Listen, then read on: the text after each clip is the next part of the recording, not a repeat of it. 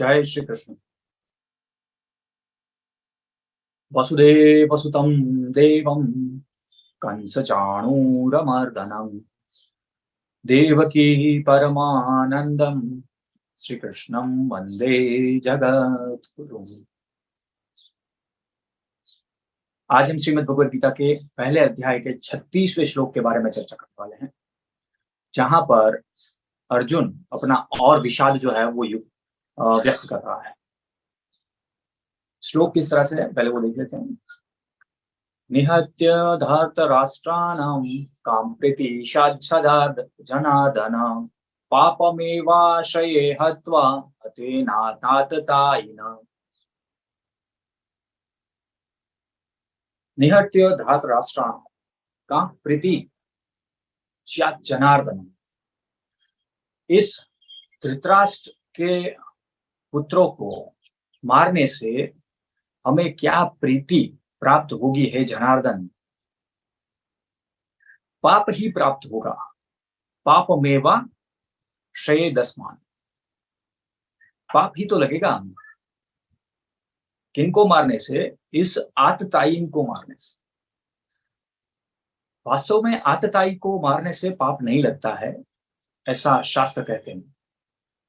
लेकिन धृतराष्ट्र के पुत्र और उसका साथ देने वाले जो लोग हैं वो कहीं ना कहीं हमारे परिवारजन ही तो हैं। तो हमारे कुल का हम अगर नाश कर देते हैं तो निसंदेह हमें पाप ही लगेगा। अर्जुन यहाँ पर कहना चाहते हैं, ठीक से अर्जुन की बातें समझिएगा। अर्जुन जो भी कह रहे हैं एकदम सत्य कह रहे हैं। अर्जुन की बातों में तथ्य है, लॉजिक भी है। तो इससे बड़ा लॉजिक श्री कृष्ण कैसे निकालेंगे वो जानने में हमें ज्यादा मजा आएगा जब हम अर्जुन को सही तरीके से जानेंगे। तो अर्जुन कहते हैं, अगर हम लोभ और क्रोधवश ये युद्ध कर भी लेते हैं, इन सबको मार भी देते हैं, जीत भी लेते हैं, लेकिन जब हमारा लोभ और क्रोध खत्म हो जाएगा, समाप्त हो जाएगा, ये युद्ध खत्म हो जाएगा, तब हम सब दुखी दुखी हो जाएंगे, क्योंकि हम सब तब अपने आप को कुल नाशक जानेंगे। और यहाँ पर श्री कृष्ण का जनार्दन नाम दिया गया है। जनार्दन का मतलब होता है लोगों के दुख को दूर करने वाले। तो हे हे जनार्दन, आप तो स्वयं दूसरों के दुखों को दूर करने वाले हैं। तो हम ऐसा कार्य कैसे कर सकते हैं जिससे आगे जाके हम ही दुखी होने वाले हों?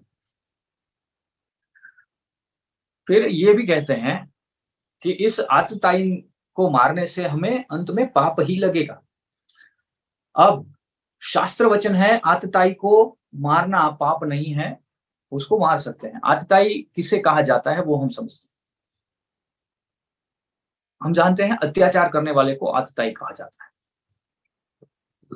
वशिष्ठ जी महाराज कहते हैं 6 प्रकार के अत्याचारों से या 6 में से किसी एक अत्याचार से व्यक्ति जो है उसको आतताई कहा जाता है। एक है आग लगाने वाला, एक है जहर देने वाला, एक है धन को हड़पने वाला या लूटने वाला, उसको भी आतताई कहते हैं। एक है जमीन को लूटने वाला या हड़पने वाला, उसको भी आतताई कहते हैं। और एक होता है स्त्री का हरण करने वाला, उसको भी आतताई कहते हैं। अब जानने वाली बात यह है कि ये 6 के 6 गुण जो है वो दुर्योधन और उसकी सेना में काफी सारे लोग थे, उनके पास ये 6 के 6 गुण थे। अगर हम कौरवों और पांडवों की ही बात करें, वैसे बहुत सारे लोगों के साथ ऐसा दुर्योधन ने किया होगा, लेकिन अगर हम कौरव पांडव की बात करें तो हम सब जानते हैं लाक्षागृह की कथा, जहां पर दुर्योधन ने पांडवों को जलाने का प्रयास किया था, मारकर जलाने का प्रयास किया था, लेकिन मार नहीं पाया था। वो जहर देकर ही मारने का प्रयास किया था। तो जहर का भी वहां आ गया। भीमसेन को तो जहर दे भी दिया था, जहर दे के फिर नदी में डाल भी दिया था।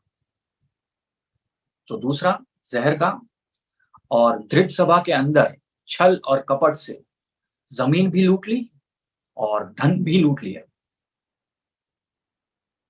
5 अत्याचार हो गए और छठा द्रौपदी के साथ जो अत्याचार किया वो एक बार भरी सभा में सबके सामने कह दिया, अब मैंने तुमको जीत लिया है, मेरी दासी हो, आओ मेरी जंगा पर बैठ जाओ। ये एक आतताई के वचन ही हो सकते हैं। लेकिन अगर अपहरण की बात करें तो वो भी किया था। इतने से दुर्योधन को संतोष नहीं हुआ। तब हम सब जानते हैं, जब वनवास में पांडव थे तब जयद्रथ ने द्रौपदी का अपहरण किया था, वो भी दुर्योधन के उकसाने से। तो 6 के 6 दुर्गुण जो है एक आतताई होने के, वो दुर्योधन में थे। अब मनुस्मृति जो है वो कहती है कि आतताई को मारना पाप कर्म नहीं है, उसको मारना ही चाहिए। और वशिष्ठ जी महाराज कहते हैं कि आतताई को भी नहीं मारना चाहिए, किसी को नहीं मारना चाहिए। आगे आता है ना, अहिंसा परमो धर्म। तो यहाँ पर ये पर्टिकुलर ये सेशन जो है ना, वो जो भी सुनेगा उसके बहुत सारी उसकी बत्तियां जो है वो खुल जाएगी। क्योंकि बहुत सारी जगह पर ये कॉन्फ्लिक्ट देखा जाता है। दो अलग अलग शास्त्रों में एक घटना के बारे में अलग अलग तरीके से विवरण किया जाता है। या फिर अगर कहा जाए तो क्या करना चाहिए और क्या नहीं करना चाहिए, उसका उल्लेख दो अलग अलग शास्त्रों में अलग अलग तरीके से होता है। तो हमें ये जानना होगा कि कौन सा शास्त्र हम पढ़ रहे हैं, यानी कि मोटिव क्या है उस शास्त्र। अब देखो, मनुस्मृति में जो लिखा है कि आतताई को मारो, उसका मोटिव है अर्थशास्त्र का। वो अर्थशास्त्र है, उसके अंदर लिखा है आतताई को मारो। वशिष्ठ जी महाराज ने जो लिखा है वो धर्मशास्त्र है। धर्म कहता है किसी को मत मारो, प्रकृति अपने आप सजा देगी। तो जब भी अर्थशास्त्र और धर्मशास्त्र, इन दोनों में अगर कोई सिलेक्शन की बात आती है, तब हमें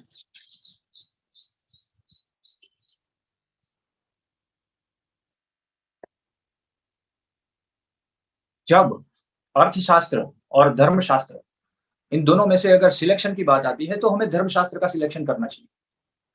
तो अर्जुन यहाँ पर यही कह रहे हैं कि भले ही वो आतताई हैं, लेकिन धर्म यही कहता है कि किसी को नहीं मारना चाहिए। अब समझने वाली बात यह है कि बहुत सारे युद्ध करने के बाद अर्जुन ये कह रहे हैं, वो इस वजह से क्योंकि सामने परिवारजन खड़े हैं। आतताई तो है, लेकिन हमारे परिवार वाले भी तो हैं। तो इसको मारने से हमें कोई लाभ नहीं होगा। पिछले श्लोक में ही कह दिया था कि तीनों लोगों का राज्य मिल जाएगा, तब भी हम नहीं मारेंगे। और अब तो धृतराष्ट्र पुत्रों का नाम लेके कह दिया, आतताइयों का नाम लेके कह दिया। अब देखो, हम हम क्या समझते हैं,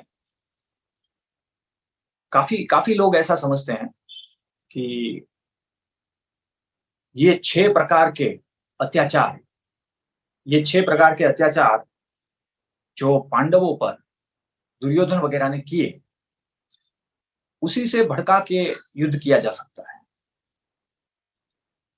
काफी लोग महाभारत के बारे में यही सोचते होंगे, श्री कृष्ण के बारे में यही सोचते होंगे कि दोनों भाइयों को भड़का के युद्ध करवाया। गीता जी युद्ध का ग्रंथ है। काफी लोग आज भी ये समझते हैं। हालांकि 750 प्लस लैंग्वेज में श्रीमद् भगवद गीता का ट्रांसलेशन हुआ है, लेकिन पढ़ना कौन चाहता है, और अगर पढ़ भी लिया तो समझना कौन चाहता है। यहाँ पर अर्जुन ने स्पष्ट कर दिया कि ये 6 प्रकार के अत्याचार जिसने हम पर किए हैं, हम उसको भी नहीं मारना चाहते।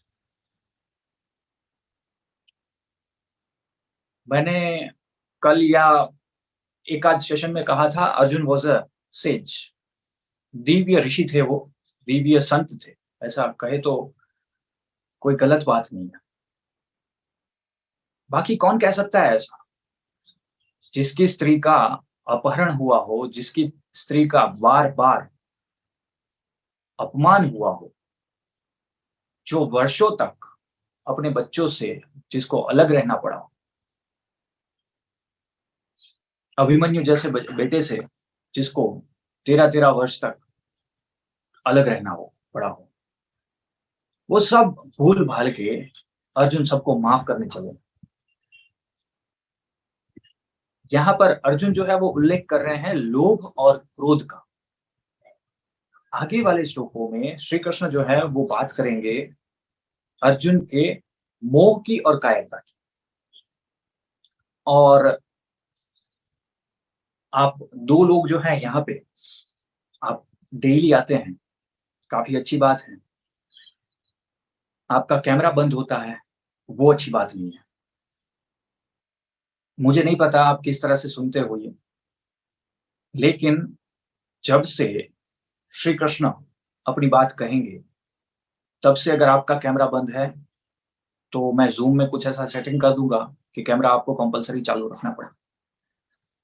क्योंकि श्री कृष्ण जब अपनी बात कहेंगे दूसरे अध्याय के 11वें श्लोक से, तब मुझे आपका पूरा ध्यान यहाँ पर चाहिए होगा और साथ ही साथ मैं चाहूँगा कि आप नहा धो के स्वस्थ होके बैठें, क्योंकि ये दिव्य ज्ञान चोरी-छुपे सुनना, ये सही बात नहीं है। तो ये मेरी आप दोनों से प्रार्थना है कि ज़रूर से जब भी हम श्री कृष्ण की बात शुरू करें, तब आप एक सही जगह पर बैठें। अभी वक़्त है, काफ़ी वक़्त है, तब तक आप सब सेट कर सकते हैं, राइट? तो अर्जुन यहाँ पर अपनी बात जनार्दन से, जो लोगों के दुखों को दूर करने वाले हैं, उनसे ये सारी बातें कह रहे हैं। आगे के श्लोकों में और भी सत्य वचन अर्जुन द्वारा कहे जाएँगे। अपने आप से ये सवाल ज़रूर से कीजिएगा कि क्या अर्जुन कुछ गलत कह रहे हैं? जहाँ से मैं देख रहा हूँ, अर्जुन कुछ भी गलत नहीं कह रहे हैं। अर्जुन अपनी जगह पर सही है। और ऐसे व्यक्ति को एक ब्रह्मज्ञानी या फिर कह सकते हैं श्री कृष्ण, इसके अलावा कोई समझा ही नहीं सकता। जिसके अंदर इतना वैराग्य है, उसको कोई कैसे समझाएगा? हालाँकि युद्ध तो होने ही वाला था, अगर वो आगे के श्लोकों में एक पंक्ति आएगी तब मैं एक्सप्लेन करूँगा। अगर पांडवों ने, पाँचों पांडवों ने ऐसा कह दिया कि हम युद्ध नहीं करेंगे, तब भी ये युद्ध होने वाला था। किसके बीच होने वाला था? वो मैं आपको ज़रूर से बताऊँगा। महाभारत में इसकी भी कथा आती है, अगर 5 पांडव युद्ध नहीं करते तो कौन करता? किस तरह से करता? तो यहाँ पर अर्जुन को हमें समझने की ज़रूरत है। मैं बार-बार कहूँगा, अर्जुन के एक-एक वाक्य पर हम ध्यान देंगे, तभी हम श्री कृष्ण के वाक्यों को समझ पाएँगे। अगर हमने अर्जुन को नहीं समझा, तब हम श्री कृष्ण को नहीं समझ पाएँगे। आने वाले दिनों में ऐसा भी होगा कि एक-एक श्लोक में हमें 4-4 दिन भी लग सकते हैं। अगर 4 पंक्ति का 1 श्लोक है, तो 1 दिन में हम 1 ही पंक्ति ले पाएँगे। इतना डिटेलिंग में श्रीमद् भगवद गीता को समझने की हमें ज़रूरत है। चलिए, 36वां श्लोक यहाँ पर हम समाप्त करते हैं और कल वापस से मिलते हैं श्लोक नंबर 37 के साथ। और तब तक के लिए श्री कृष्ण को याद कीजिए और और उसी का नाम लीजिए। चलिए, जय श्री कृष्ण।